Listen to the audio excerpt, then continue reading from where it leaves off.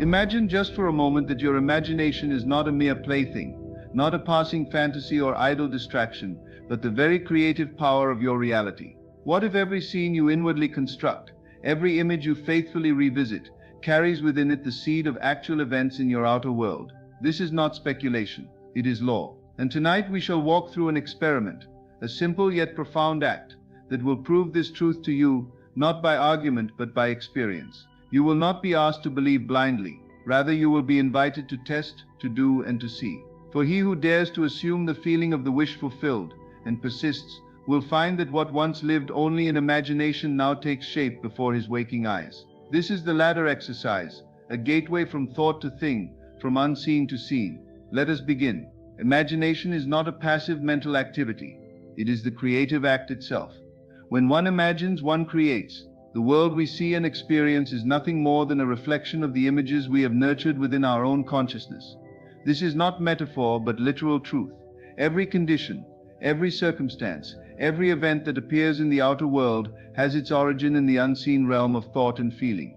Imagination is the beginning and the end, the alpha and the omega of creation. Most people believe they are thinking reality into existence, when in truth they are merely reacting to what they see, unaware that their reactions themselves are creative acts. What we accept as true in imagination becomes true in experience. It is through imagination that we perceive our desires fulfilled, and in that very perception the foundation is laid for their manifestation. The great error of the world is to believe that imagination is weak, that it is nothing more than a fleeting fancy disconnected from reality. But those who truly understand the law know otherwise. Imagination is causative. It is the womb of reality. It does not simply reflect the world, it shapes it. When you imagine something vividly and emotionally, you are planting a seed in the fertile soil of the subconscious mind. The subconscious, accepting the imagined state as real, begins to organize the outer world in accordance with the inner vision. This is not something you must force with effort or strive to accomplish through external means. The work is done entirely within. It is through inner acceptance, inner seeing, and inner feeling that outer changes begin to occur. The power of imagination is that it allows you to occupy a state before the evidence of that state appears. You do not wait for proof. You provide the proof through your own inner experience. When you imagine yourself to be something, and persist in that assumption, the world bends itself to reflect your assumption. This is the mystery the world fails to see. People live by appearances, by facts, by what they can touch and measure. But facts change.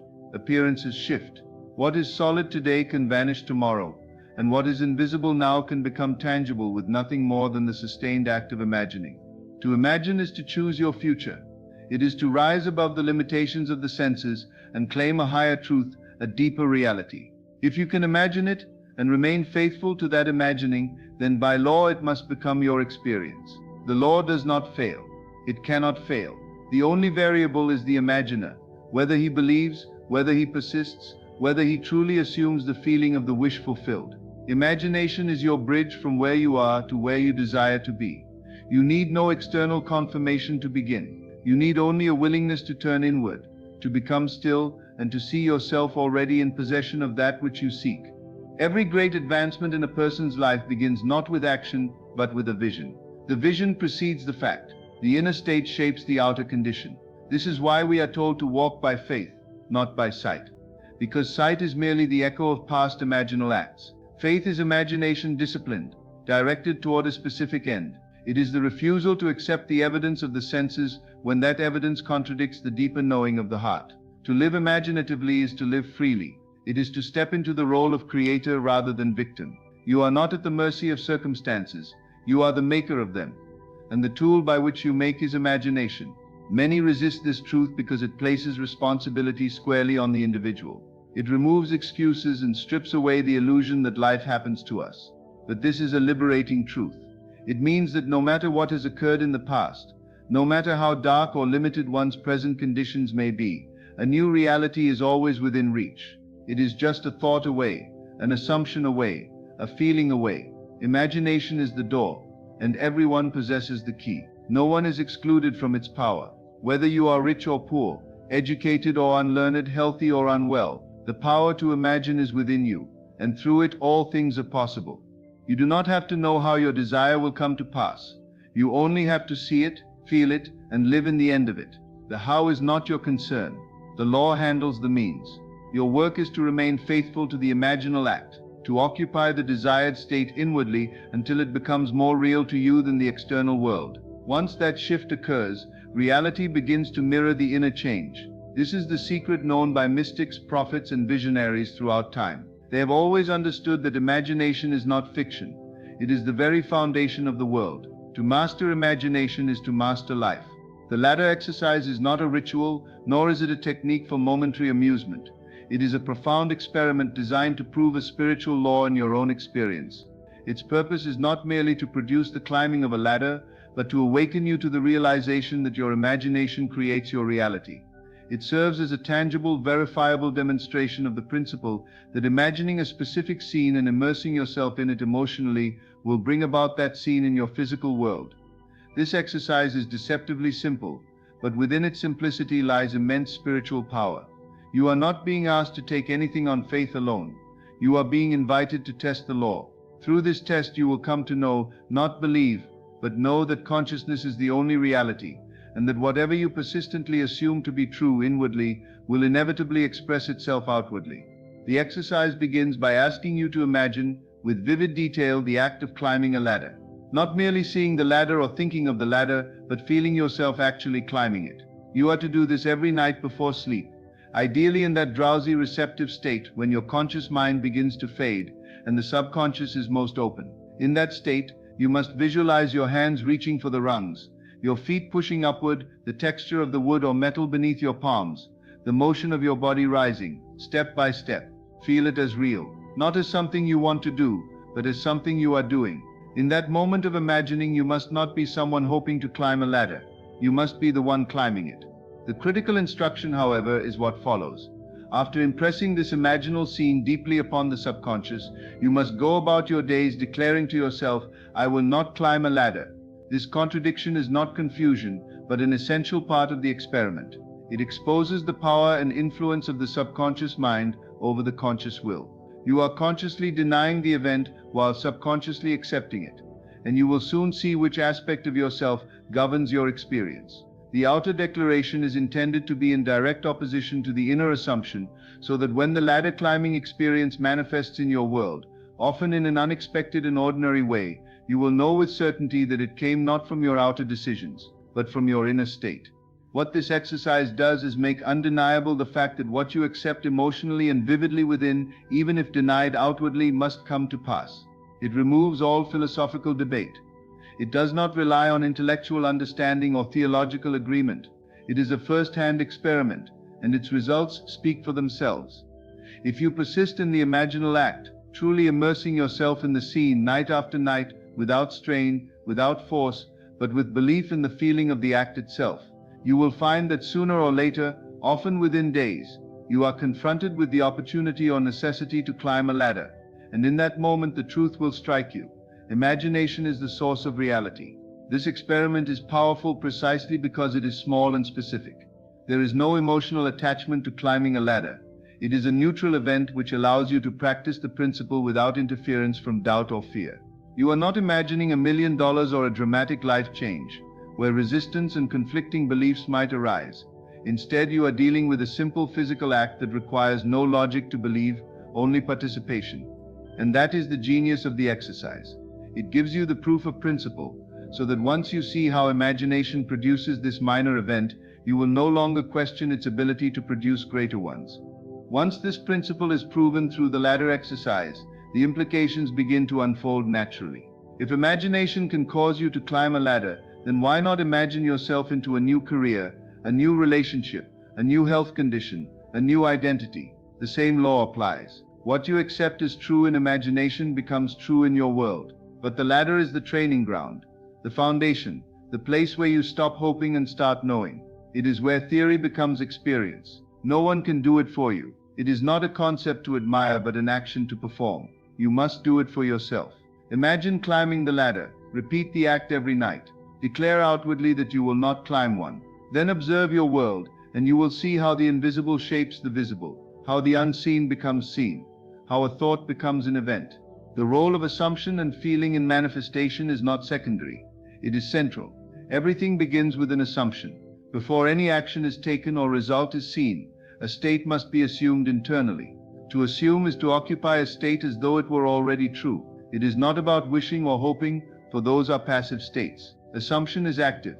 It is the deliberate choosing of a condition, the conscious acceptance of a reality not yet visible to the senses. But assumption alone, when it is dry or mechanical, will not yield results. It must be infused with feeling. Feeling is the lifeblood of assumption. It is what animates the imagined scene and imprints it on the subconscious mind.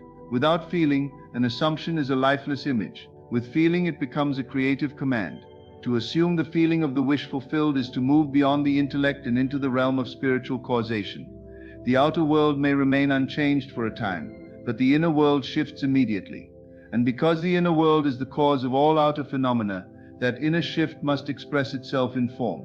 Assumption is not about affirming something repeatedly with strained belief. It is about sinking into the state of the fulfilled desire so deeply that it feels like home. You are not trying to convince yourself of something. You are letting go of what contradicts it and embracing what supports it. You live in the end, and you live there inwardly, regardless of what the senses report. This inner living is not pretending, it is creating. Pretending acknowledges the lack. Creating acknowledges the truth of your assumption. When you assume a state, you do not fight your current conditions. You do not resist the facts. You transcend them. The outer world may present lack, but the inner assumption presents fulfillment. And the more you dwell in the inner fulfillment, the more your outer world reshapes itself to match it. The world is a mirror, and it always reflects the state you are most consistently in. Feeling is the key to holding that state. It is the emotional conviction that what you are imagining is real. It is the certainty that allows you to walk through life as if the thing you desire is already yours. And in that confidence, in that quiet certainty, the law responds. Life begins to arrange itself in subtle, invisible, and sometimes miraculous ways to support your inner stance. You do not need to know how your assumption will come to pass. The how is never your concern. Your only task is to assume the feeling of the wish fulfilled and persist in that feeling regardless of appearances. The world will offer resistance because it reflects your old assumptions until the new one takes root. But if you do not waver, if you remain loyal to your assumption and continue to feel its reality, the outer world must eventually bow to the inner command. Assumption creates facts. It may not be immediate, and it may not arrive in the way you expect, but the law is unfailing. As you feel, so shall it be done unto you. Feeling is the bridge. It connects the imaginal act to the physical result.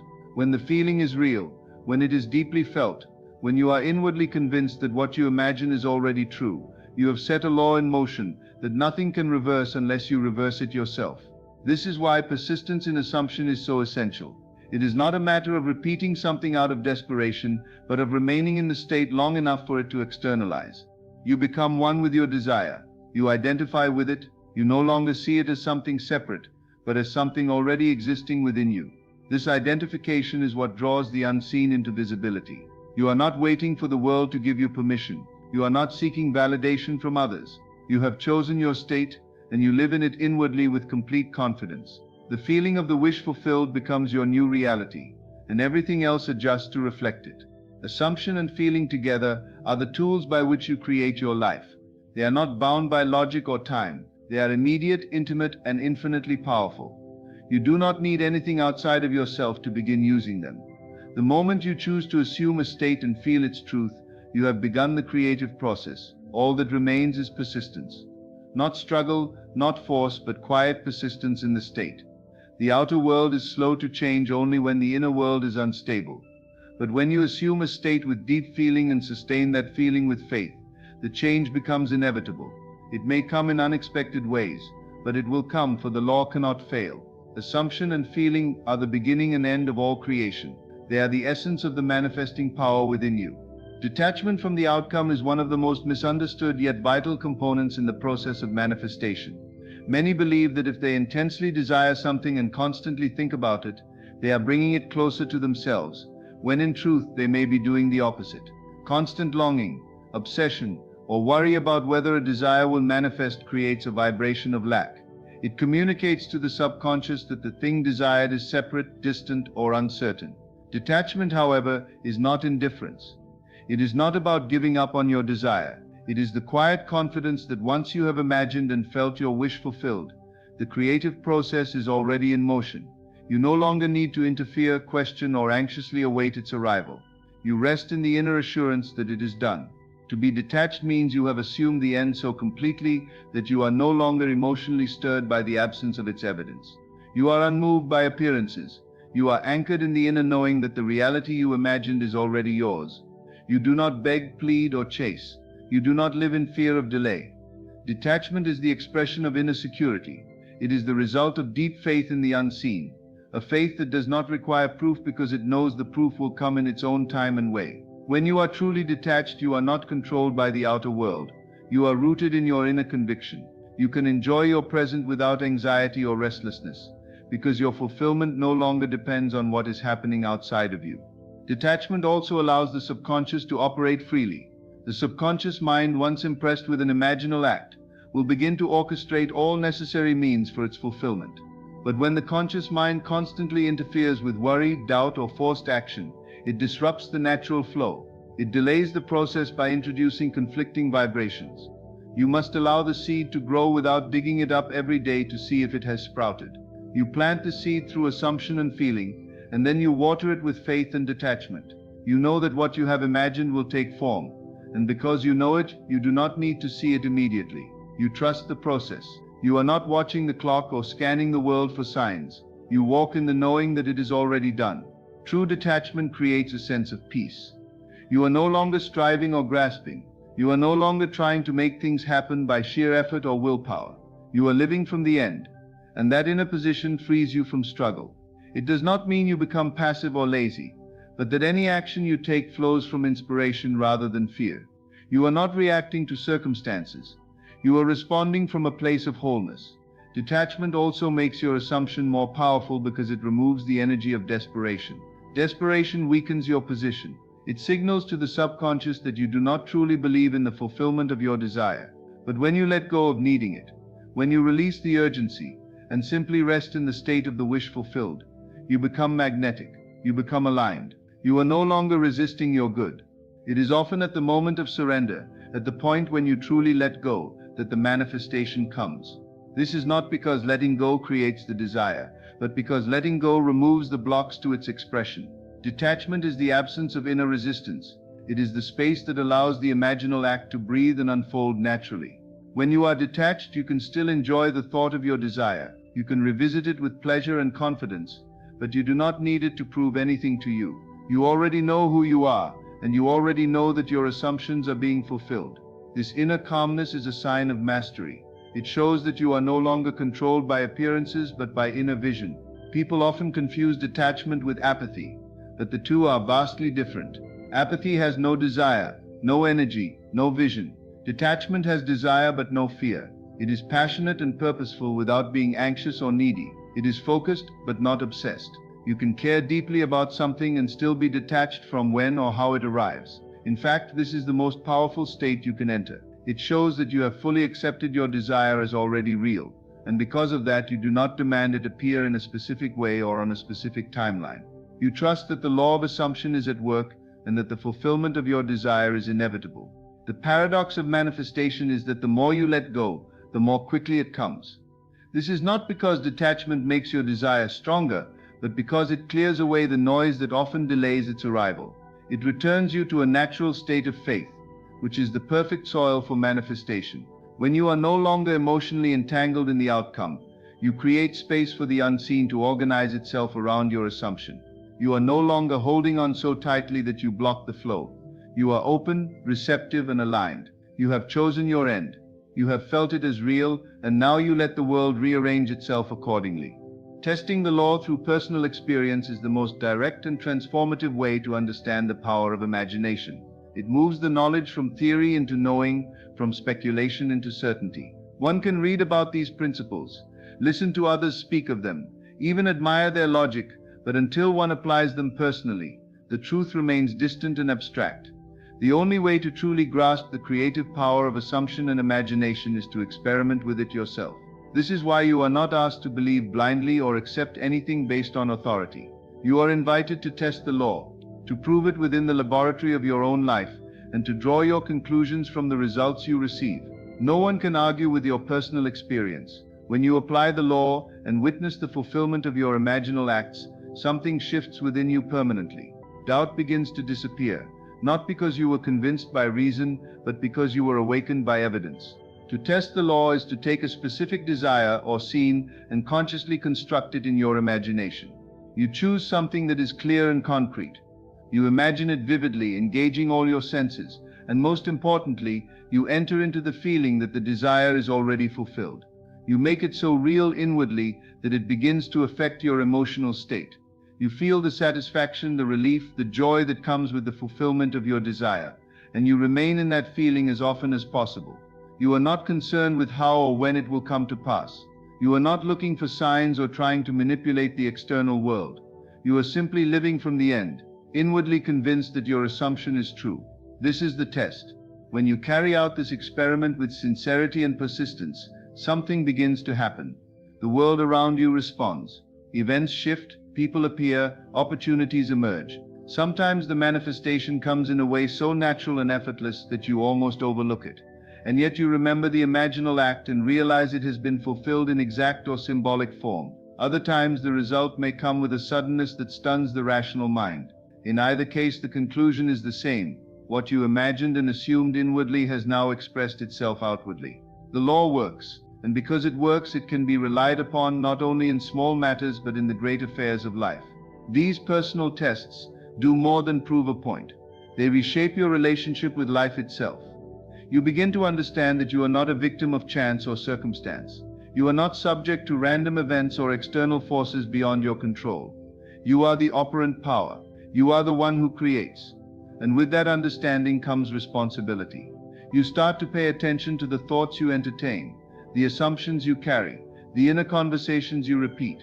You begin to see how every state you inhabit produces its corresponding effects. The inner world and the outer world are not disconnected. They are intimately linked, and through your own testing of the law, you come to see this as more than a concept. It becomes a lived reality. Testing the law also brings clarity. Many people wonder why their desires do not manifest or why certain situations persist. When you begin testing the law consciously, you gain insight into your own patterns. You see where you have been assuming lack, failure, or limitation, even while trying to affirm something different. You notice the subtle doubts, the habitual fears, the moments where you abandon the feeling of the wish fulfilled. This awareness allows you to correct your course. It is not about blame or judgment. It is about learning how to discipline the imagination, how to remain loyal to your assumption, and how to trust the process. Every test is an opportunity to refine your understanding, to deepen your faith, and to increase your creative power.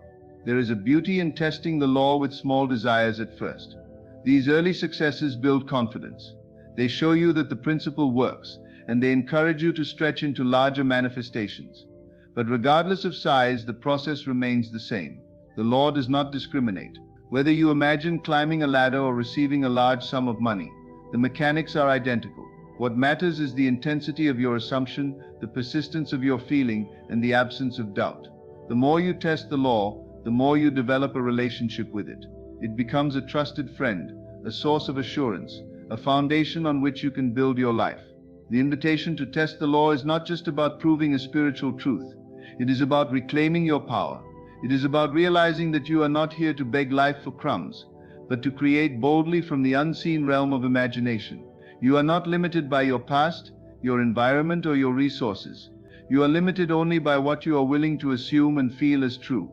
Every test you undertake is a step closer to mastering this inner power. And each success, no matter how small, reinforces the understanding that you are the creator of your reality. Testing the law turns knowledge into wisdom. It transforms belief into conviction. It awakens you to the truth that imagining creates reality, and that truth once proven can never be unlearned. Manifestation through repetition and belief is not merely a technique but a discipline of the mind and spirit. It requires consistency, focus, and a deliberate effort to saturate the subconscious with a specific assumption until it becomes a dominant state. One does not simply imagine something once and expect the world to instantly conform. The creative power of imagination works through persistent, repeated impressions that impress upon the subconscious mind a new reality. Every time you repeat an imaginal act, every time you revisit the scene of your desire fulfilled and feel its truth, you are strengthening that reality within. The subconscious does not respond to casual or scattered thoughts. It responds to sustained and emotionally charged assumptions. Repetition allows the imagined state to move from being a momentary fantasy into a deeply held conviction, and belief born out of that repetition becomes the engine that brings the imagined into the actual. Belief is not something that must be forced. It is something that grows naturally through practice. As you continue to repeat a scene, embodying the feeling of the wish fulfilled, something shifts within. What once felt like imagination now begins to feel normal, even inevitable. The mind accepts the new assumption as fact, and from that acceptance the manifestation becomes a matter of time. The outer world does not resist a deeply held belief. It conforms to it. It reflects it. When belief is strong and unwavering, the manifestation process becomes smooth and effortless. You are no longer looking to see if it worked.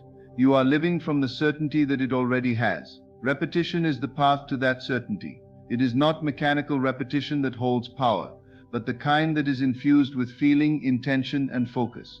When you repeat an imaginal scene with emotion and conviction, you are reprogramming your internal reality. You are replacing old patterns, doubts, and assumptions with a new blueprint. The subconscious accepts this new pattern as its directive and begins to execute it without questioning. Just as repeated negative thoughts and fears can become reality through unconscious repetition, so can deliberate and constructive imaginal acts shape a new world.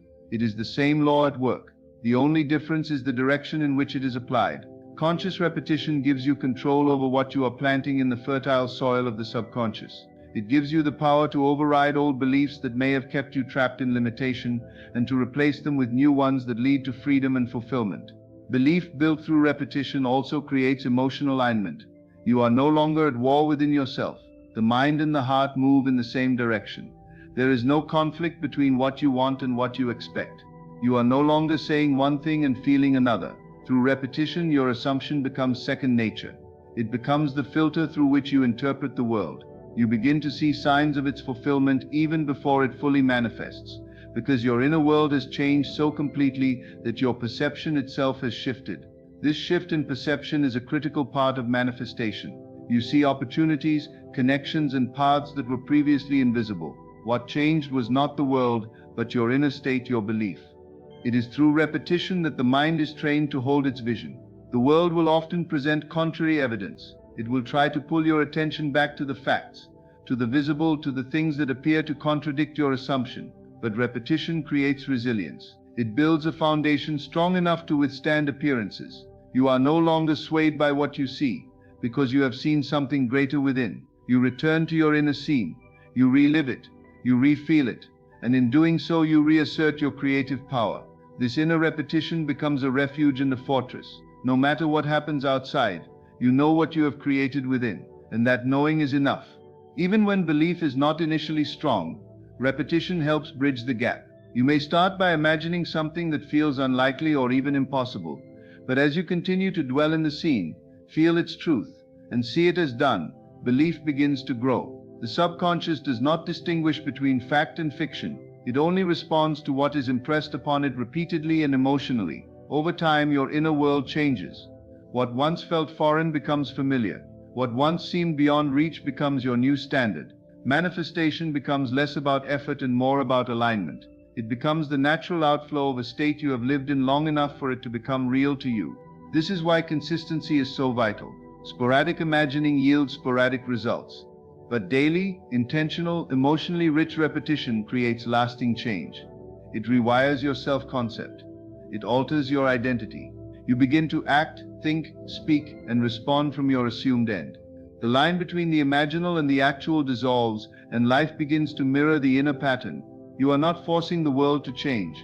You are changing yourself, and the world responds accordingly. This process is not instant, but it is inevitable when done faithfully. Repetition creates belief, and belief manifests reality. This is the path walked by all who have consciously created their lives. It is the quiet, persistent work of inner transformation, done not through force, but through focused, feeling-infused imagining, day after day, until what once lived only in the unseen becomes undeniably present in the seen.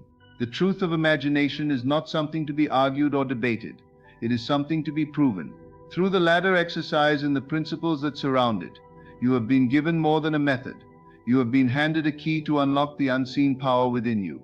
Assumption, feeling, repetition, and detachment are not mere ideas, but the very tools by which reality is shaped. When you test this law, when you faithfully assume the feeling of the wish fulfilled and persist regardless of appearances, you will witness the unseen becoming seen. You are not waiting on the world to change. You are changing your inner world and watching as the outer follows. This is your invitation to step into your divine inheritance, to create consciously, to manifest deliberately, and to know beyond all doubt that imagination is the only reality. The power is within you. Now it is time to use it. Tonight I invite you to step beyond the veil of waking reason and enter the sacred silence that precedes your sleep. In those final 5 minutes before you surrender to the night, you hold in your hands the key to creation itself. This is not mere theory or suggestion. It is law. Whatever you accept as true in those quiet moments, whatever you dare to assume with feeling and belief, begins at once to shape the unseen forces of your world. You do not manifest by toil or effort, but by inner conviction. And the most potent time to plant this conviction is just before sleep, when the conscious mind begins to drift and the gate to the subconscious swings wide open. In that state, your assumptions are no longer questioned. They are received, nourished, and eventually born into your reality. What you feel, believe, and imagine as true in those last 5 minutes is what your world will echo back to you. So tonight, as we explore this forgotten power, I urge you to make your inner world more real than what your senses report. Lay down not in worry, not in lack, but in the feeling of your wish fulfilled. For in sleep you meet the Creator within, and whatever you present to Him, He shall make manifest. In the moments before sleep, a profound transition occurs within the mind, a descent from the conscious realm of reason and sensory awareness into the deep, fertile soil of the subconscious. It is in this delicate passage where the true creative power of man resides, though few recognize its significance. During the day, the conscious mind dominates. It judges, analyzes, rejects, and filters all that we encounter. It is necessary for navigation through the world, but it is also the very part of us that limits and confines based on logic and experience. Yet at night, as consciousness fades, the conscious mind begins to withdraw its watchful presence. In this withdrawal lies the golden opportunity, the moment when the subconscious becomes receptive, impressionable, and eager to receive the seeds we plant through imagination, feeling, and belief. The subconscious does not argue. It does not question the validity of what you show it.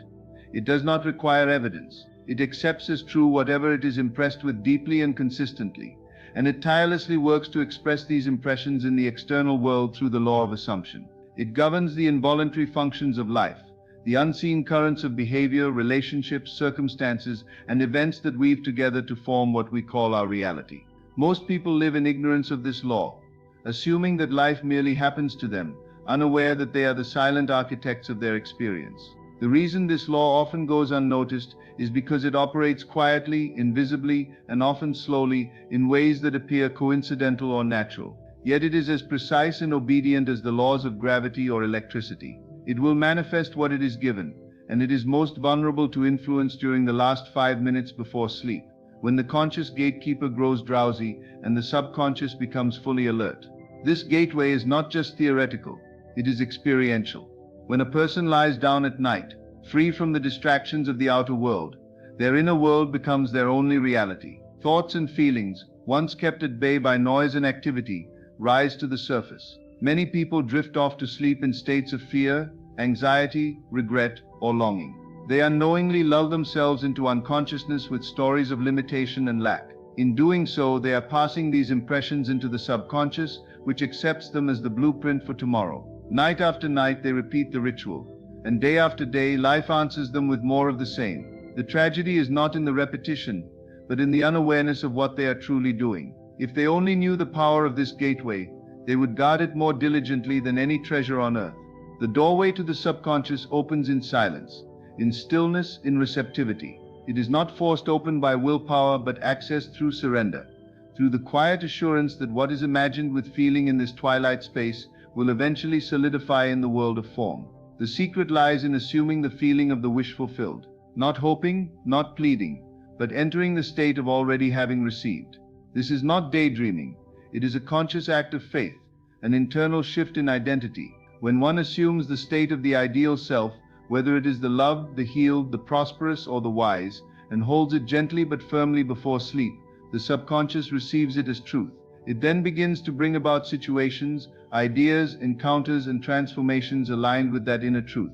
The person may not notice the shift immediately, but the momentum builds in silence, and soon the outer life reflects the inner change. This gateway, then, is not to be taken lightly. It is the secret chamber where destinies are forged and realities are chosen. To stand at its threshold with awareness is to stand before the creative power of the universe within oneself. The imagination becomes the instrument, and the feeling becomes the voice. One must speak in the language the subconscious understands, not in words or commands, but in emotions, assumptions, and mental pictures that are accepted as already real. It is not enough to repeat affirmations mechanically or visualize passively. One must believe, even if just for a moment, that the imagined scene is unfolding now, and must allow the corresponding feeling to saturate the being completely. The mind that understands this begins to live deliberately. No longer is life a stream of random events, but a canvas waiting to reflect the last image held before the fall into sleep. The practice becomes sacred, each night an opportunity to rewrite the script, to step into the desired end, and to commune with the infinite creative presence that dwells beyond thought. Over time, this habit transforms not only the outcomes in life but also the inner being of the person, creating a harmony between what is within and what is without. The gateway to the subconscious, then, is the secret chamber of alchemy, and the last 5 minutes before sleep are the sacred window through which transformation is made possible by the power of assumption and the fidelity of feeling. The final 5 minutes before sleep are the most potent moments of your day. In those few minutes, your mind enters a state of natural transition where the boundary between the conscious and subconscious becomes blurred. And in that state, the impressions you make are absorbed most deeply and reproduced most faithfully. The power of assumption before sleep is rooted in the understanding that your life is not shaped primarily by what you think during the day, but by what you believe and feel to be true when your mind is still, unguarded, and open to suggestion. Assumption is not merely wishful thinking.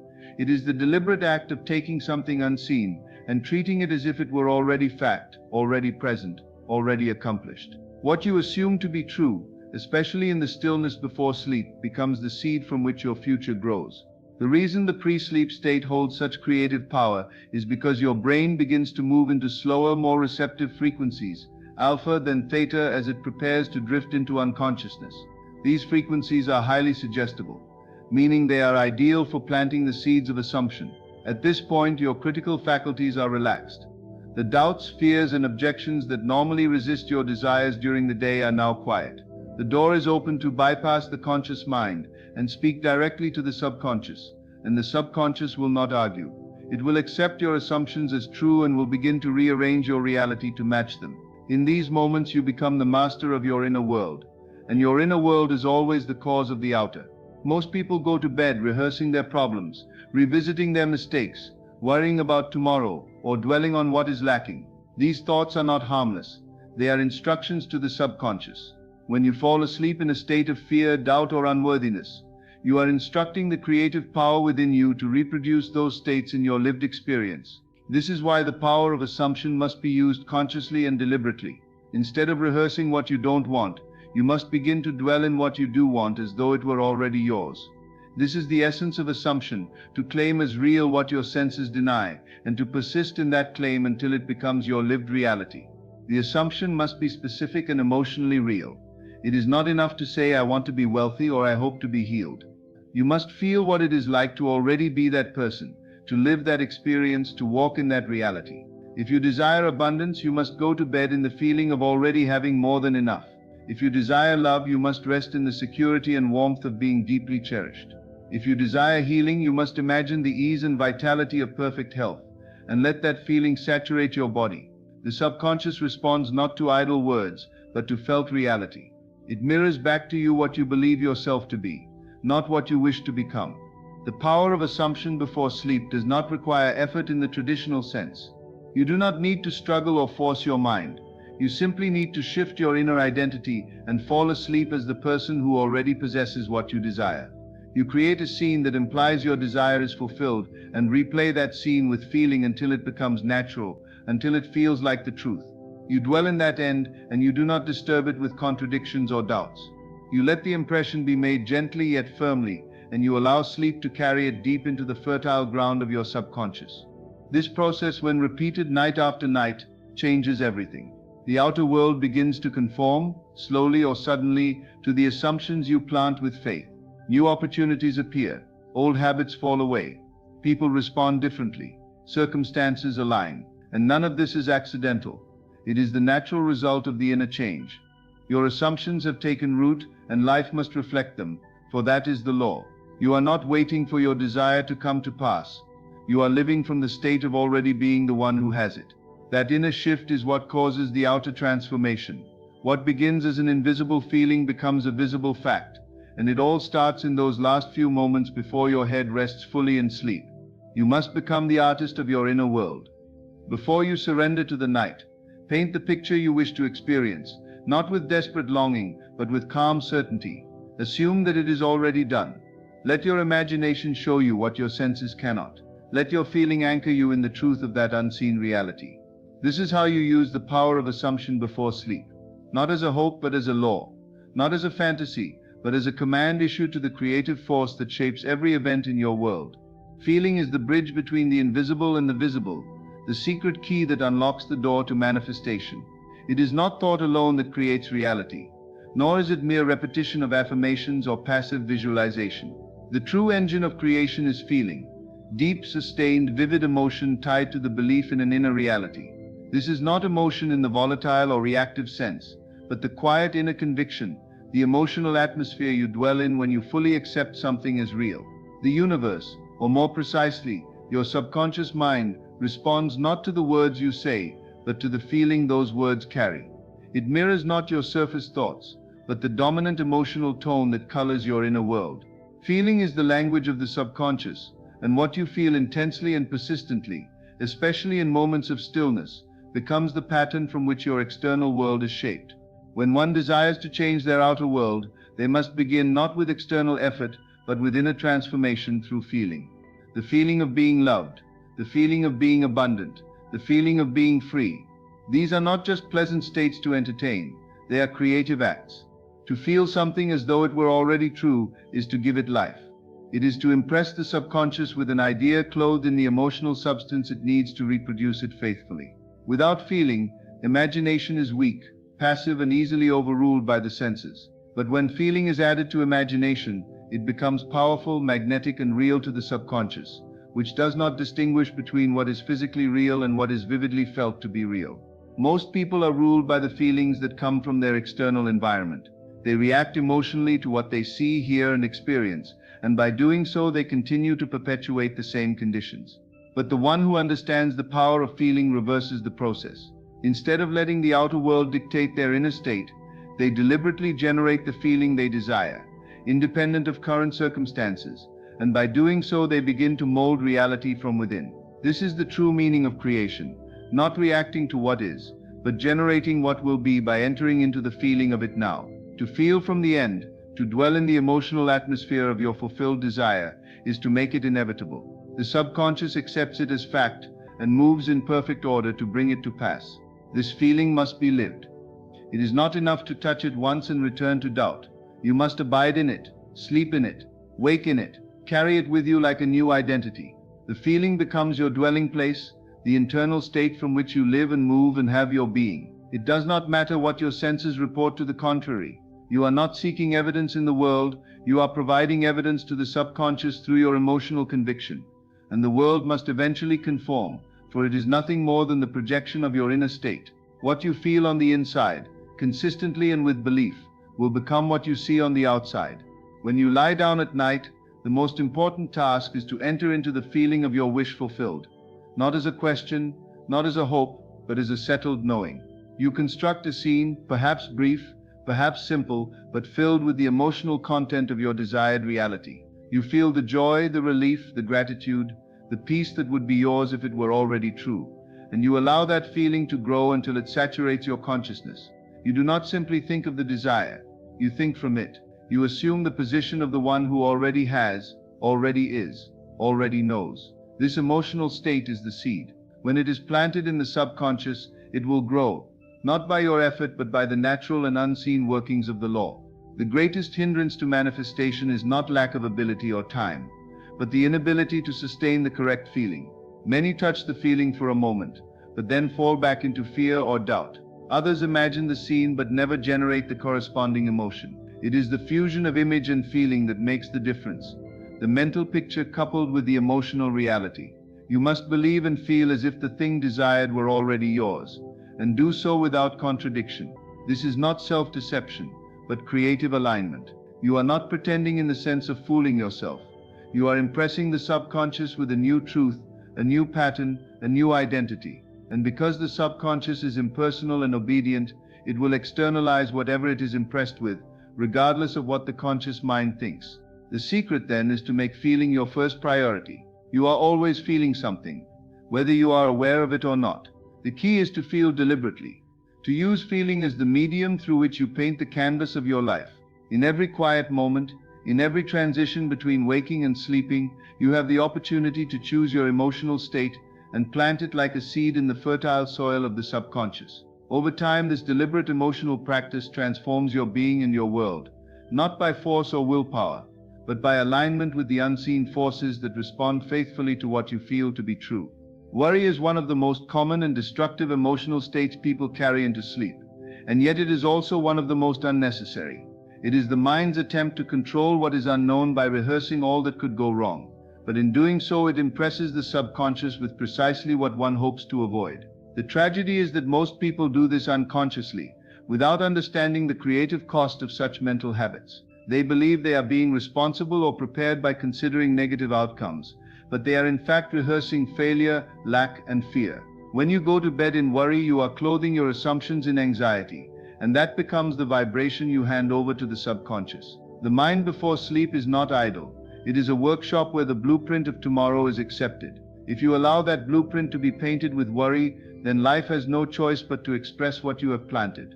Replacing worry with the feeling of fulfillment is a conscious act, a choice that must be made with clarity and intention. It requires awareness of the internal dialogue you carry into the night.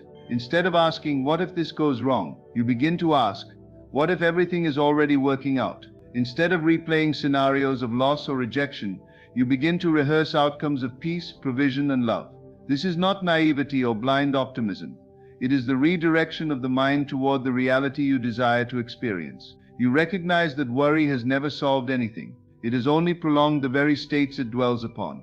By deliberately entering the feeling of fulfillment, you teach the subconscious a new language, a language that says, "All is well, it is done, I am safe, I am whole." And the subconscious, ever obedient, begins to outpicture that feeling as the events and circumstances of daily life. The shift from worry to fulfillment is not always instantaneous. It must often be practiced like any new habit. The mind, accustomed to identifying with problems, may resist, but you persist not by force, but by redirection. Each time the thought of lack arises, you return gently to the state of the wish fulfilled. You build the emotional muscle of faith, not faith in blind chance, but faith in the law of assumption, faith in your union with the creative power within. You begin to realize that your inner state does not have to be a reaction to the outer world. In fact, the more deliberately you cultivate the inner state of fulfillment, the more the outer world begins to change in accordance with that state. It is essential to understand that the feeling of fulfillment is not dependent on evidence. It is not the result of the desire coming true. It is the cause of it. You do not wait to feel peace once the situation is resolved. You feel peace now, and the situation aligns itself with that peace. You do not wait to feel abundant once the money arrives. You feel abundance now, and the circumstances rearrange to reflect that state. This is why worry must be replaced. It is not neutral, it is creative, and it creates what you do not want. Fulfillment, on the other hand, creates from the end. It assumes that the desire is already realized and then rests in that knowing. When you lie in bed at night, you are in the most receptive state of your day. Your body is relaxed, your mind is slowing down, and the gateway to the subconscious is wide open. In this sacred space, you have a choice to feed the subconscious with fear, lack, and insecurity, or to nourish it with peace, completion, and certainty. The images and feelings you carry into sleep do not vanish into the void. They are processed and accepted by the deeper layers of your being. They become instructions. They become patterns. They become reality.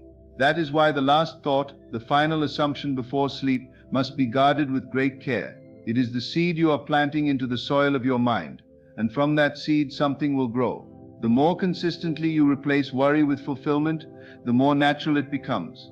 You begin to live from a different frequency. People, opportunities, ideas, and changes start to emerge that match the new emotional tone you have established. You are no longer dominated by fear because you have taken control of your inner world. You no longer live in a state of anticipation that something may go wrong. Instead, you dwell in the assurance that things are already right. This internal security becomes magnetic. It draws to you not only the manifestations you desire, but a deeper sense of peace and stability that cannot be shaken by temporary conditions. You come to realize that worry is not a necessary companion in life. It is a habit, and like all habits, it can be broken. And once broken, it reveals a space that can be filled with something far greater, the feeling of fulfillment. This feeling, once cultivated and sustained, becomes the foundation from which all manifestations spring. It is the inner confirmation that allows the outer world to shift. When you learn to enter sleep from this state, not occasionally, but night after night, you are working with the law in its most potent form. You are giving the subconscious not a fragmented suggestion, but a consistent command, spoken through emotion. And because the subconscious never fails to obey the emotional tone it receives, life begins to mirror your inner transformation.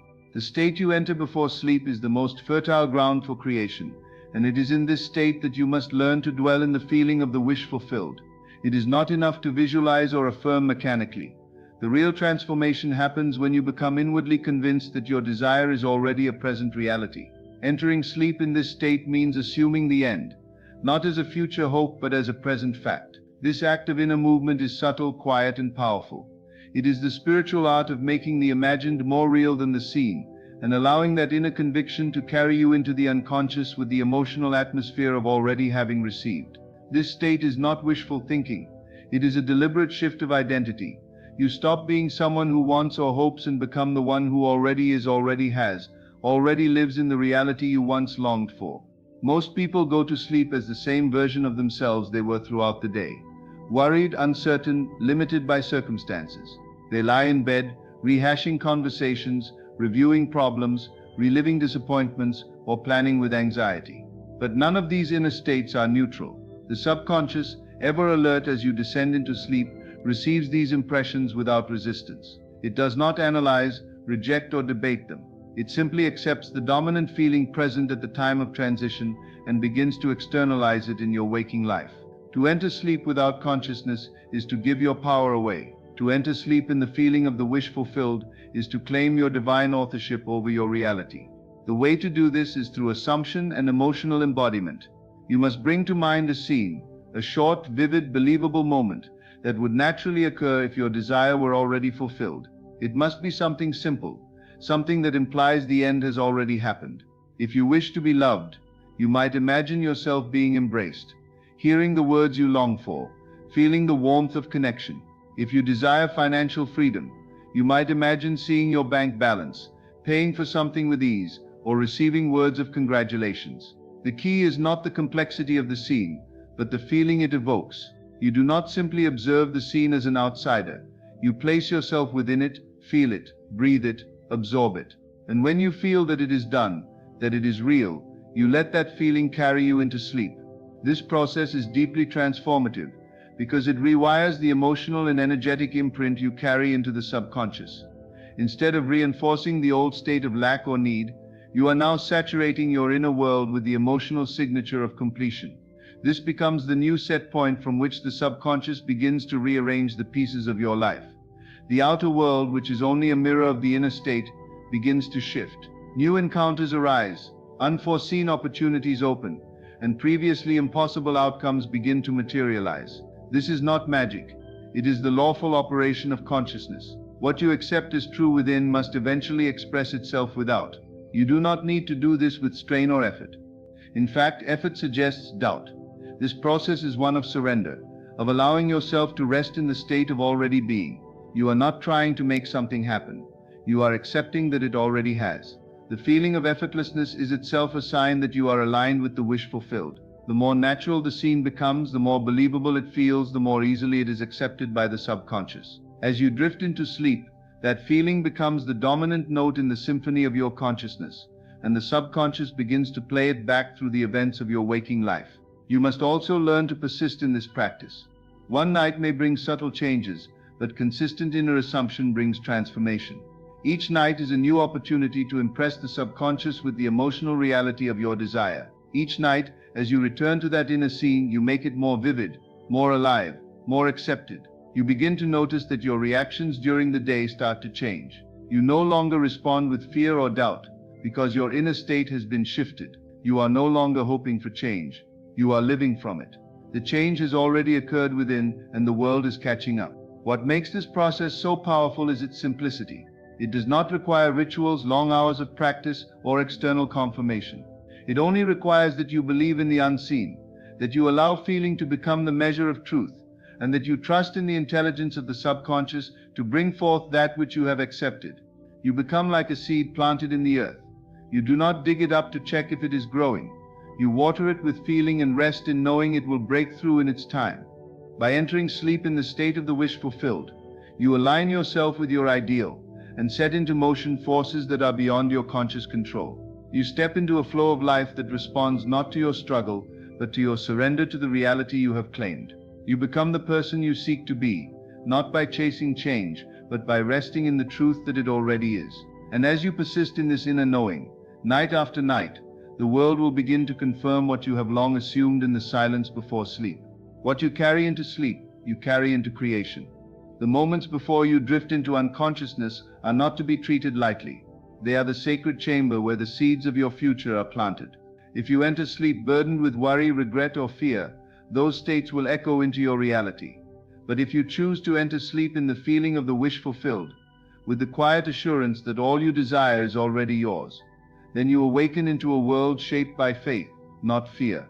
This is not a one-time effort, but a daily invitation, a quiet, powerful discipline of assuming your ideal as real and resting in it. In those final 5 minutes before sleep, choose to become the version of yourself who already has, already is, already lives in the fulfillment you seek.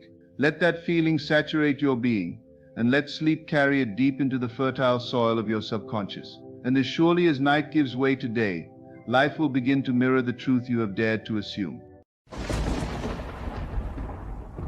There is a sacred power within you, not in some distant realm, not in the stars, but right here, now, in the stillness of your being. Everything you long for, everything you pray for, everything you chase with frantic effort already exists in the unseen. You do not need to fight, you do not need to strive. You must only become inwardly still, silent, and aware. In silence, the imagination awakens. In quietness, the truth is whispered. And in the absence of noise, the presence of the infinite reveals itself. The world outside is but a reflection, a shadow play of the thoughts and assumptions you carry within. If you would but still your tongue, still your reactions, and dwell in the feeling of the wish fulfilled, all things would be drawn to you with effortless grace. This is not passive surrender. This is divine alignment. The silence I speak of is not emptiness, but fullness, a deep vibrating faith that what is unseen is already yours. When you cease to speak against your desire, when you cease to argue with reality, and instead rest in the assurance that all is well, then you will receive. You will receive because you have already accepted inwardly that it is done. Let us now journey into the mystery of stillness, where all creation begins.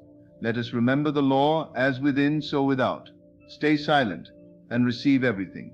There is a presence within every person that is constantly active, whether we acknowledge it or not. This presence is not moved by outer noise, nor is it dependent on the world for its function. It is the creative center, the divine source, the power that shapes your entire experience. The moment you come into stillness, true stillness, not merely physical quiet, but an inner silence of thought, worry, and resistance, you begin to awaken that presence consciously. This is not something that happens because you strive for it. It is something that is already yours, but it often goes unnoticed because of the constant noise of the outer world and the endless dialogue we carry within our own minds. When you become still, you enter the threshold between the seen and unseen, between what is and what can be. It is here that real power begins to reveal itself. Most people spend their entire lives reacting. They react to their circumstances, to the words of others, to the economy, to their fears, to their past, and to the limited beliefs handed down to them. Reaction is a product of disconnection from inner stillness. In the rush to defend, to correct, to fix, to achieve, we miss the greatest truth that the state of stillness within is where our truest authority lies.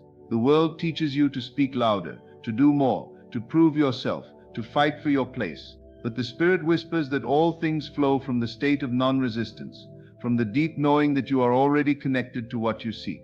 This knowing is awakened in the silence of being, not in words, not in explanations, but in that sacred stillness where thoughts no longer dominate and you become aware of your consciousness as the only true reality.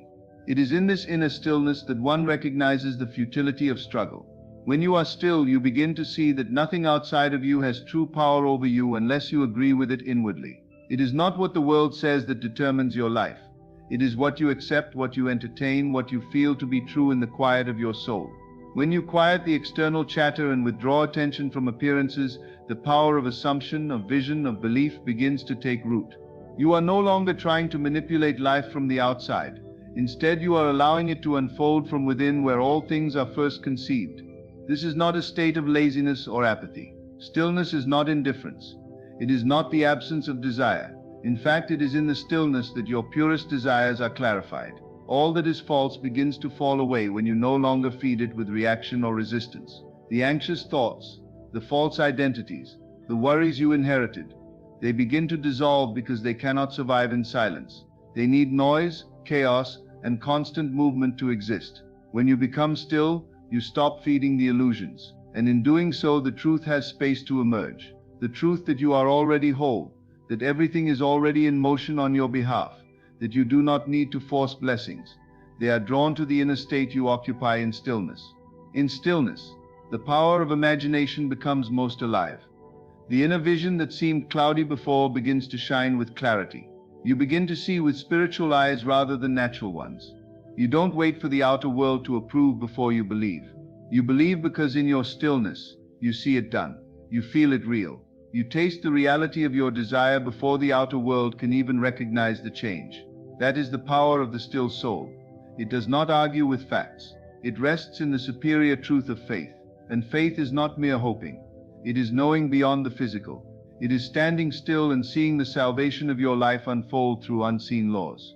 Stillness invites you to rest in the end, to dwell in the feeling of completion even while appearances remain unchanged. This rest is not inactivity, but spiritual mastery. It is the decision to no longer chase, no longer explain, no longer doubt. It is a return to your center, your divine origin. And from that place, the world begins to conform. Circumstances shift. People respond differently. Opportunities seem to find you. But it is not because you shouted loud enough. It is because you became still enough to receive. You stopped resisting the flow. You stopped doubting the process. And in doing so, you entered alignment. This alignment is not achieved through striving, but through remembering. Remembering who you are before the noise, before the conditioning, before the fear. You return to the still point within you where peace lives, where creation begins, where all things are possible, because you are no longer separated from the source. And once you access that place, you find that it was never far. It was never something you had to earn. It was always waiting beneath the layers of noise, the masks and the voices of the world. It is accessed in silence, not silence as the absence of sound, but silence as the presence of divine awareness, the quiet, alert state where you become aware that you are aware. From this place, a shift occurs. The power that once seemed outside of you begins to rise within. You realize that you are not merely reacting to life, you are life. You are consciousness expressing itself, and in stillness you are in full command. You are no longer living by chance, but by choice. And that choice is made not by force, but by becoming inwardly still and choosing the state you dwell in. The outer must reflect the inner. So you begin with stillness. You begin with silence. You begin by returning to yourself. Silence is not just the absence of noise. It is the cradle of creation, the invisible womb from which all form arises. When one begins to grasp the depth of this truth, they stop fearing silence and begin to revere it. Silence is the atmosphere where ideas are born, where desires are incubated, where visions take shape in the invisible before they emerge in the visible. It is within this silence that the Spirit speaks, not with words but with impressions, knowing and feeling. The creative force that governs all life responds not to noise, but to still awareness. The louder your outer world becomes, the more crucial it is to find the place of quiet within. For in that quiet the real work is done, not the work of hands, but the work of belief, the work of imagination, the work of aligning with the reality you wish to express.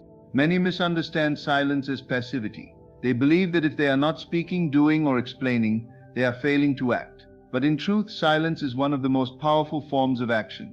It is a declaration that you no longer seek validation from the world around you. It is the silent vote of confidence that says, "I know it is done." Words can often betray uncertainty. Silence, however, when grounded in awareness, radiates certainty. When you hold a vision silently, when you feel a truth without broadcasting it, when you rest in a desire without clinging to it, you step into the same creative pattern that governs the universe itself.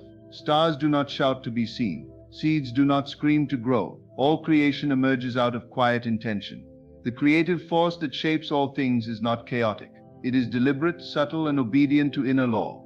It listens not to your words, but to your state of being. And your state of being is clearest when you are silent. In silence, you are no longer trying to convince anyone, not even yourself. You are no longer trying to force or manipulate. You are simply being, and in being you are aligning. There is a rhythm to creation that cannot be forced. It must be felt. And that rhythm reveals itself in the absence of mental noise. It reveals itself when you cease the internal monologue and simply rest in the reality you are choosing to occupy. This is where creation begins, not with effort, but with alignment, not with sound, but with stillness. When a person fully embraces silence as a creative force, they begin to use their imagination with reverence. They stop using imagination to rehearse worry or repeat old traumas. Instead, they begin to create intentionally in the silent sanctuary of the mind. They begin to visualize with purpose, not to wish, but to know. They feel the end result without explaining it. They walk in the assumption of fulfillment, not needing anyone else to understand, because the silence has already confirmed it. This kind of creation is not bound by logic or linear thinking. It operates by the law of feeling. What you feel is true in stillness will project itself into form. In the quiet of imagination, a person can revise the past, reframe the present, and recreate the future. They can move into states of abundance, healing, joy, and purpose, all without making a sound. And as they dwell in those states silently, faithfully, persistently, life begins to conform. People and events move in response to the invisible command of the quieted heart. The world begins to shift, not because it was shouted into submission, but because it was silently invited to reflect what is now believed to be true. This is the hidden power of those who master silence. They do not need to be loud. Their energy speaks. Their state creates. Their imagination governs their world. Silence as a creative force also protects what is sacred. Too often we share visions before they are ready, expose dreams before they are rooted, and speak things that should have remained hidden until their time. When you understand the power of silence, you protect the seeds of your becoming. You do not expose them to premature opinions or skeptical eyes. You carry them close within the soil of your inner world, where they are nourished by attention, belief, and silence. Like a child in the womb, your vision needs time in the dark. It needs silence to take shape before it can stand the light of day. There is also a healing power in silence. When you become truly silent, not just externally, but within, you stop rehearsing the narrative of lack, pain, and fear. You give your nervous system a new signal. You enter a state where healing is not just possible, it is inevitable. In that sacred silence, you remember who you are beyond the noise of the world.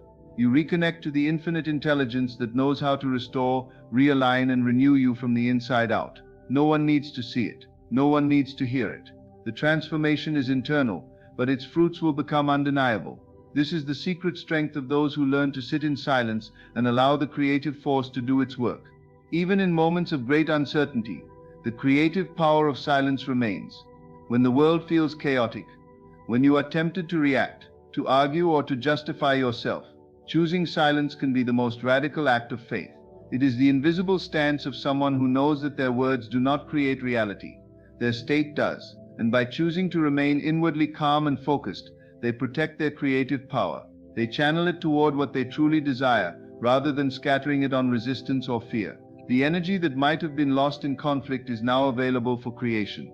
So the invitation is not to say more, but to feel more. Not to fight harder, but to know deeper. Not to convince the world, but to dwell silently in the assumption of what is already yours. In this still, invisible place where the noise of the world fades and the voice within becomes clear, you become a co-creator with the divine. You don't need to speak it into being. You only need to see it, feel it, and rest in the assurance that it already is. Imagination has been misunderstood for generations. It has been treated as a child's toy, a realm of fantasy with no real bearing on practical life.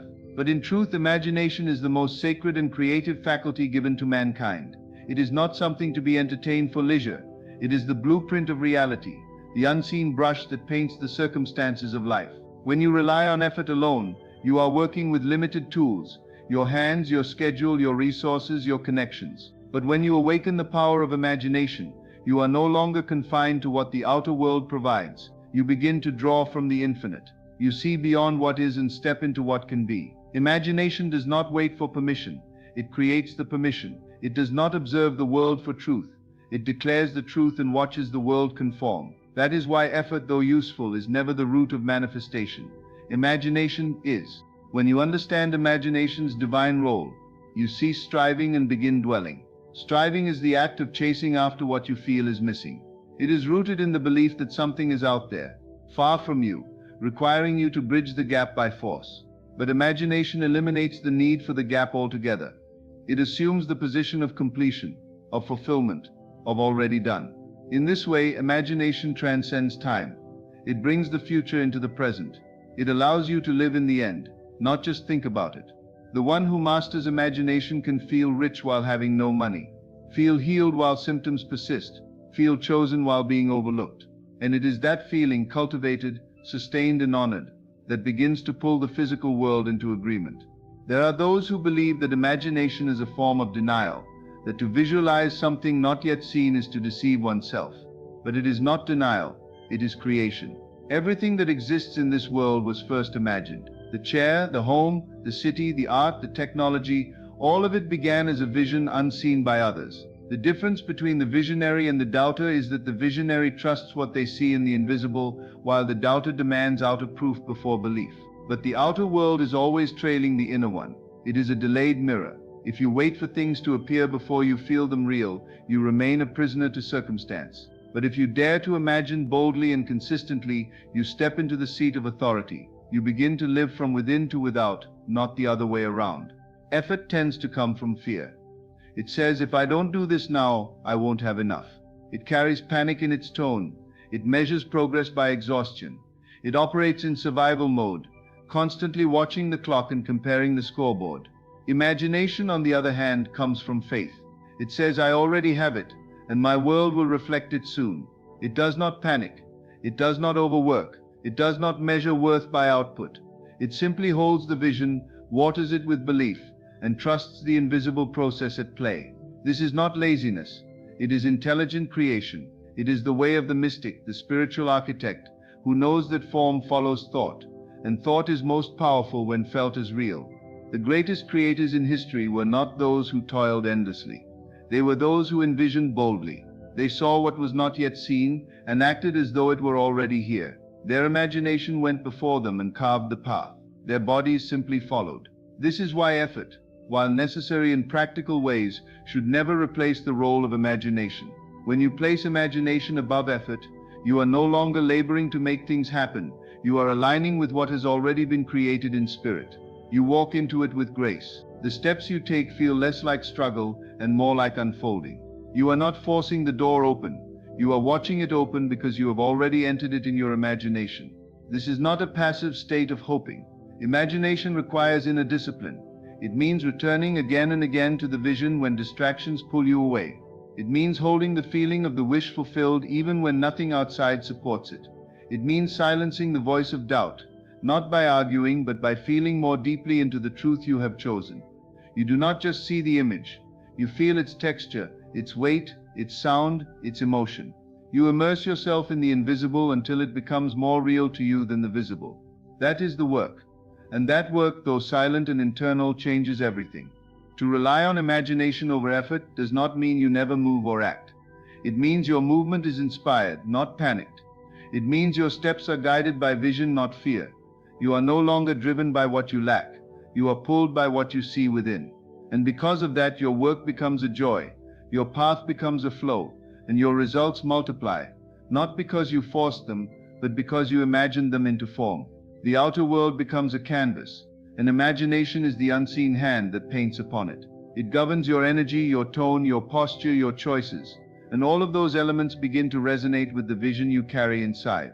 This is why imagination is the master key to manifestation. It is not a game or a luxury. It is the divine instrument through which the unseen becomes seen. It is the soul's blueprint for expression. The one who uses imagination intentionally is never truly empty, lost, or defeated.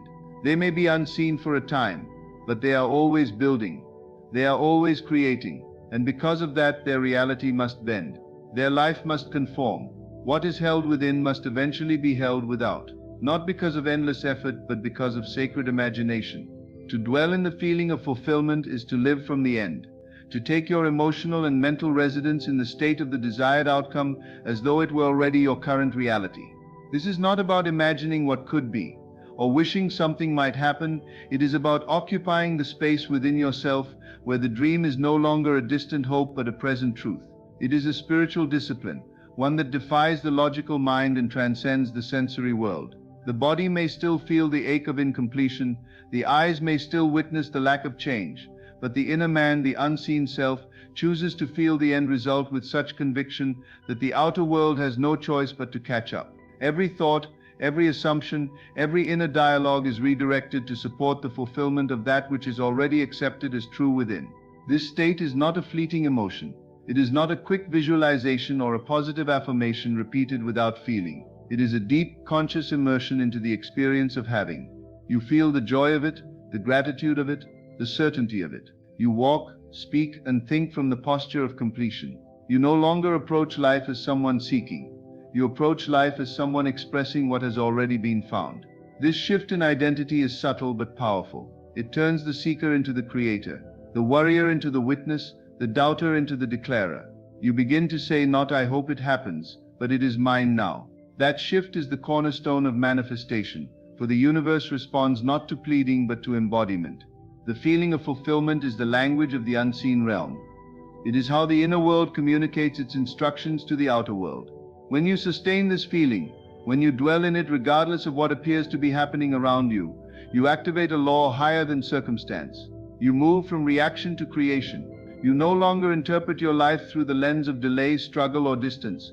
You interpret it through the lens of arrival. Everything that comes your way is no longer judged by how far it seems from your desire, but how it is being used to unfold it. You become a partner with the divine process, trusting the timing not because you're passive, but because you already feel the result is done. And when something is already done inwardly, the need to rush outwardly disappears. To dwell in the feeling of fulfillment requires an inner stillness, a choice to remain centered even in the face of contradiction. The world may give you every reason to believe the opposite of your desire. You may face rejection, silence, lack, or even ridicule. But none of that defines your reality. Your reality is defined by what you accept and sustain within. If you feel wealthy in the depths of your being, wealth begins to move toward you in subtle and overt ways. If you feel deeply loved, the energy of love begins to radiate from you and return to you.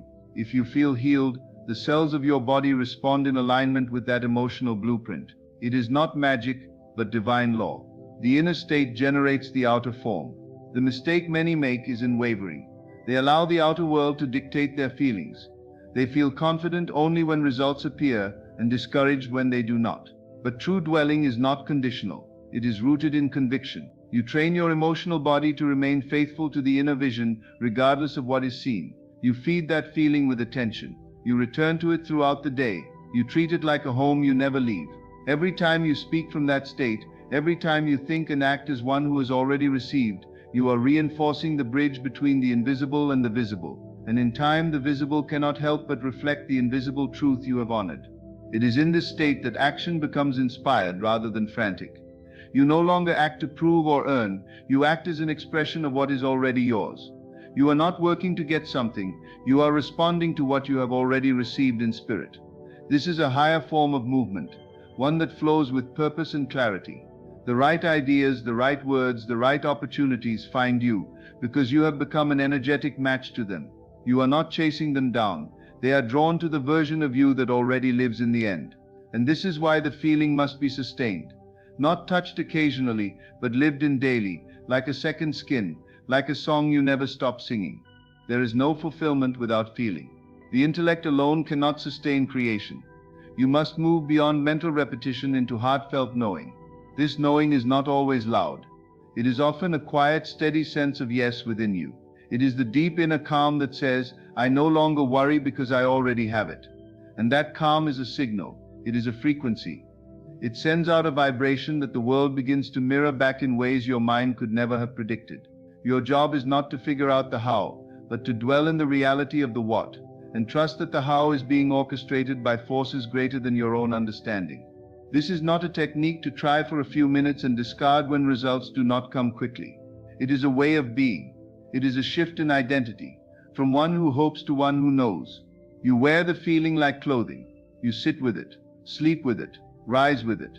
You allow it to flavor your words, shape your expectations, and govern your reactions.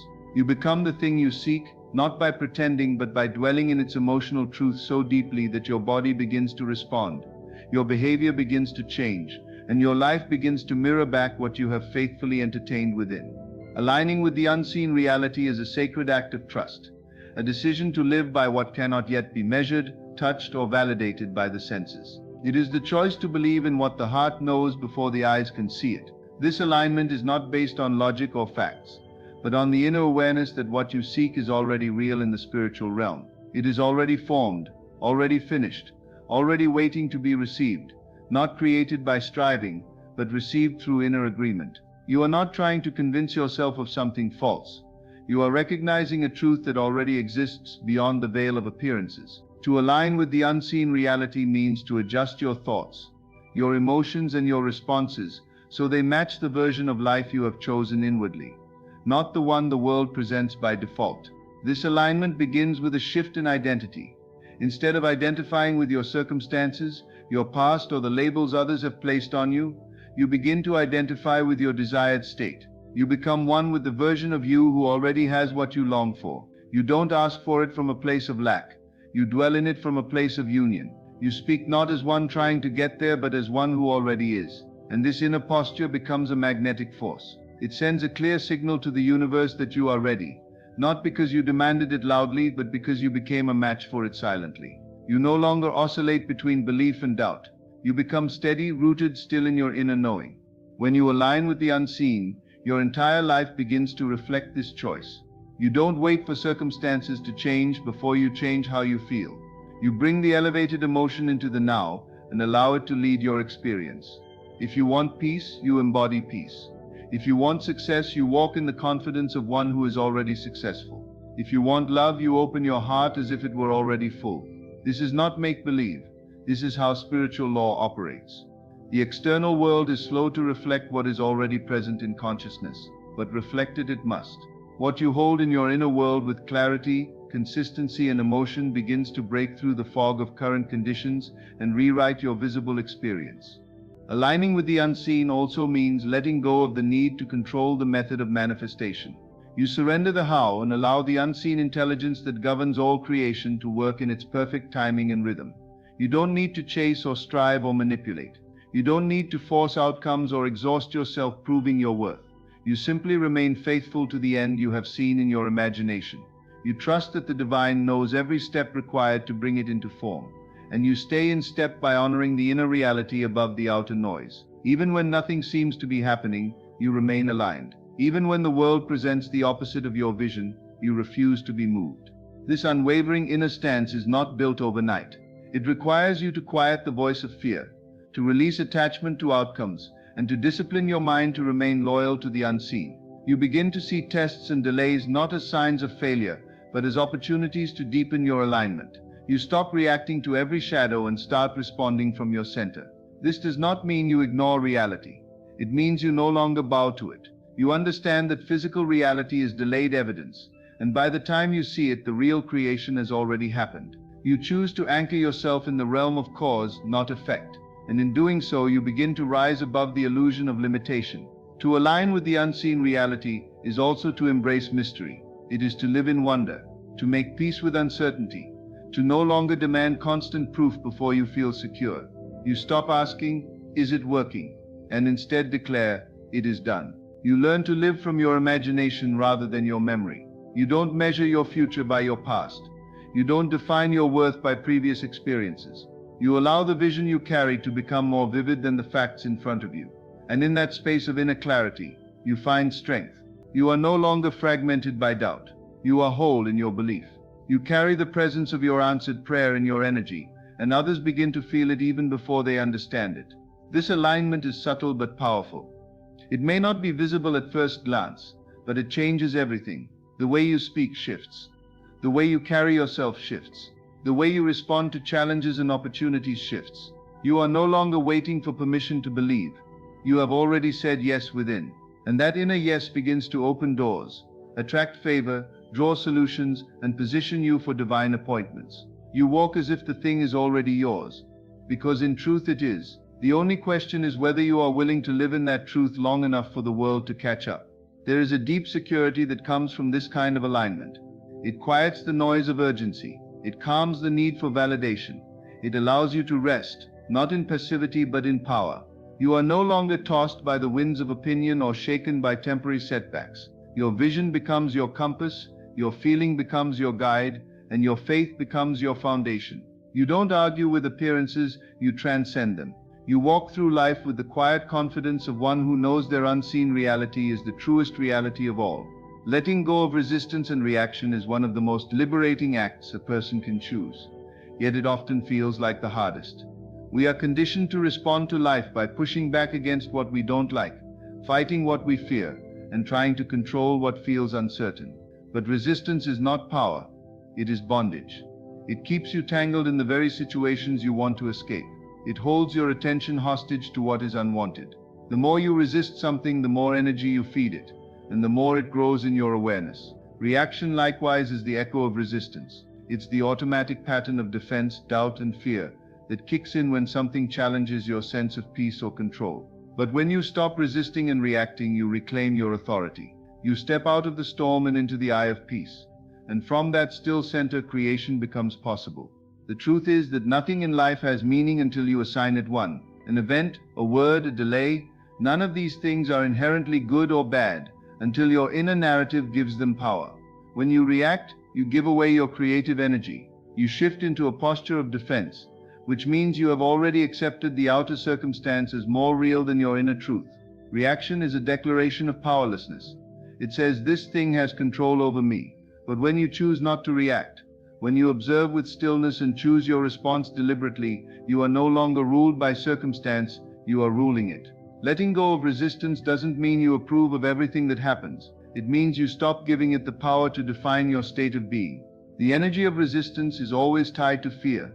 Fear that things won't change, that you won't get what you desire, that you'll lose something valuable, or that you're not enough. And fear feeds on attention. The more you dwell on what you don't want, the more it embeds itself in your consciousness. This is why letting go of resistance is not weakness. It is clarity.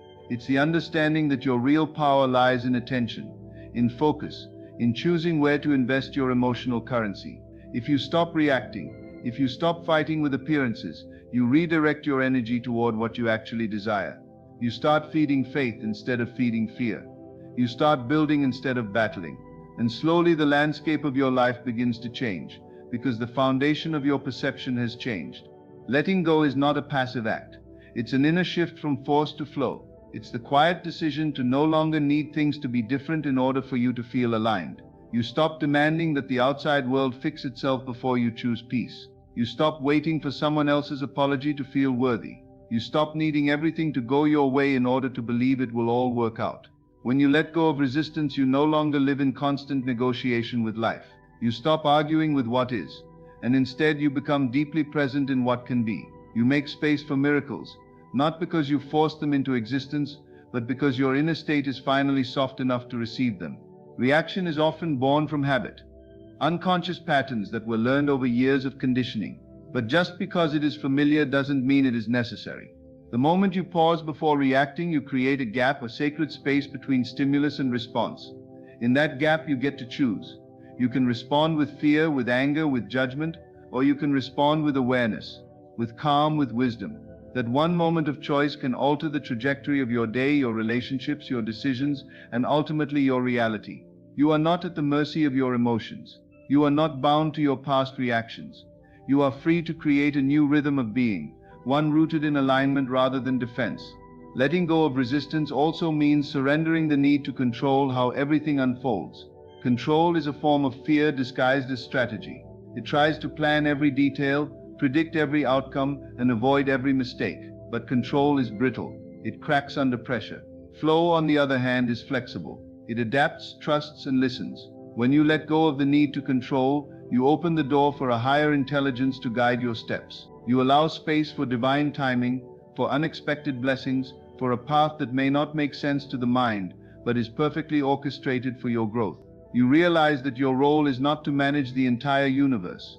It is to remain in alignment with what you've asked for, and to trust that it is already on its way. Letting go of resistance transforms relationships. When you stop reacting to people's words or behaviors, you stop giving them the power to disrupt your peace. You stop trying to change others to fit your expectations. You begin to listen more, judge less, and love from a place of fullness rather than need. You start seeing beyond the surface, recognizing that everyone is moving through their own unseen battles. Your compassion grows, your patience deepens, and your energy shifts from trying to control others to mastering yourself. This shift not only frees you, it frees those around you to meet you in that same space of non-resistance. In every area of life, whether it's money, love, health, or purpose, resistance blocks flow. It tenses the body, clouds the mind, and weighs the heart. Letting go is not giving up. It's clearing the channel. It's choosing to believe that life is not against you, that delay is not denial, that confusion is not failure. It's learning to sit with uncertainty without making it mean disaster. It's becoming a vessel that holds the vision even when the evidence is missing. It's trusting that your inner alignment is the true cause and that all else is simply unfolding in response. The more you release the need to fight what is, the more you can welcome what can be. You become a co-creator instead of a reactor. You begin to live from a place of inner strength that no outer chaos can shake. You stop being swayed by the noise, and you start being led by the still, small voice within. This voice does not shout. It does not panic. It simply waits for you to become quiet enough to hear it. And when you do, it leads you, not with force, but with grace. Receiving through inner acceptance is not a matter of earning or achieving. It is about coming into agreement with what has already been given. The divine does not withhold anything. All that you desire exists in the unseen, waiting not to be created, but to be received. Yet many live their lives closed off to receiving, not because they lack faith in what is possible, but because they have not yet accepted within themselves that they are worthy, that it is safe, and that it is already done. Inner acceptance is the spiritual permission slip you give to yourself. It is not passive resignation, but the active embrace of what you've longed for. It is the moment your heart opens to the truth that you no longer need to strive, chase, or convince the world to give you something. You already have it in spirit, and now by accepting it internally, you make yourself the container for its arrival. Acceptance begins by dissolving resistance to good. Many people unconsciously resist what they say they want. They carry guilt, unworthiness, doubt, and fear disguised as humility or realism. They believe they must wait for the right conditions, the perfect behavior, or someone else's permission before they can claim their blessing. But inner acceptance breaks all those barriers. It says, I receive because it is mine by divine right. I do not need to earn it, prove myself, or wait for someone else to agree with it.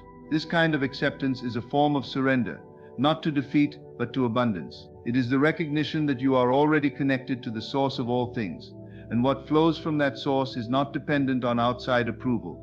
When you practice inner acceptance, you are not begging or hoping, you are allowing. You are stepping into a frequency where your inner state matches the end result. You are saying yes, not with your lips, but with your emotions, your thoughts, your energy. You are making peace with your desire and treating it as something familiar, not foreign. You stop looking at your goal as distant or unlikely and begin to live as if it were already integrated into your life. You stop asking, when will it come, and begin to declare, it is mine now. This shift in consciousness opens the gates of manifestation. You become aligned with the vibration of that which you seek, and in that alignment there is no effort, only attraction. Inner acceptance is not something that happens automatically just because you want something. It is cultivated, moment by moment, especially when you are tempted to doubt. It's a gentle but firm inner agreement you make every time your mind tries to revert to worry, or your emotions try to fall back into fear.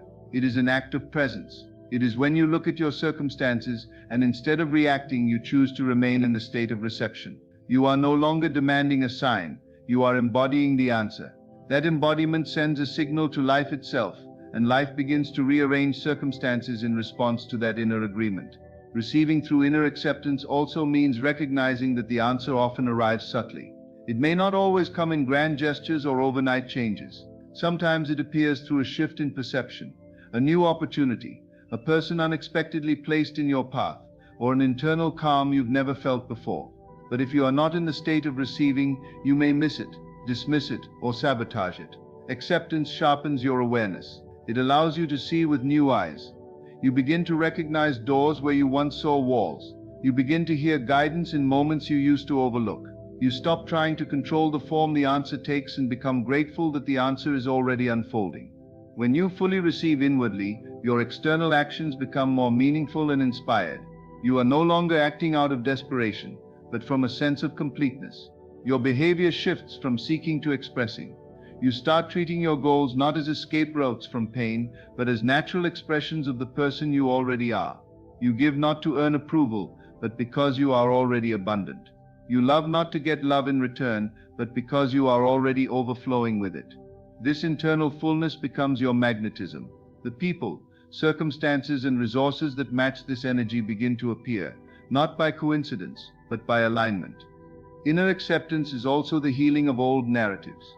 Many carry subconscious stories that block reception, stories of not being enough, of always struggling, of needing to sacrifice joy for worthiness. But these are not truths. They are beliefs, and beliefs can be rewritten. The moment you begin to question these stories and replace them with truths like I am enough, I am ready, and it is safe to receive, you are creating new neural pathways, new energetic patterns, and new openings for grace. This internal shift may not feel dramatic, but it is revolutionary. It changes the way you breathe, the way you walk into a room, the way you pray, the way you hope. You are no longer pleading, you are welcoming. To receive fully, you must also stop measuring. Measuring implies doubt. It constantly checks the outer world for signs of progress. But true acceptance does not check. It trusts. It knows that the roots are growing long before the tree appears. It finds peace in the invisible stage, knowing the visible is inevitable. This trust deepens your ability to wait without anxiety, to rest without guilt, and to give without fear. You no longer grip tightly to your desires, afraid they might slip away. You hold them lightly, reverently, knowing they are already anchored in your spirit. Receiving through inner acceptance is a lifestyle. It is a way of moving through the world with openness, expectancy, and grace. It is a quiet confidence that you don't have to chase what belongs to you. It will find you because you have already found it within. You have said yes, and your yes is enough. You no longer live with clenched fists and guarded hearts. You walk with open hands and soft trust, knowing that what is yours is not determined by chance, but by choice. The choice to believe, to align, and to receive. In the quiet places of your soul, where no noise intrudes and no fear dominates, there lies a truth more powerful than effort, louder than words, and more certain than the conditions that surround you. You were never meant to chase life. You were meant to receive it through the posture of alignment, belief, and stillness. When you stay silent, not in suppression but in sacred awareness, you begin to feel the divine rhythm moving all things on your behalf. You stop reacting and start creating. You stop striving and start imagining. You stop doubting and begin receiving, not through struggle but through inner acceptance. The world will always pull at your attention, urging you to speak louder, do more, prove your worth. But your power lies in the invisible, in your ability to dwell in the end, to walk as if it's already done, to rest in the knowing that what you carry within is far more real than what you see without. When you become still, when you choose not to argue with your vision, when you align with the unseen and let go of resistance, you unlock the gates of heaven within you. You no longer wait for miracles, you become the space in which they unfold. Stay silent, not because you are weak, but because your silence is sacred. It is where imagination breathes, where faith expands, and where you receive everything that is already yours.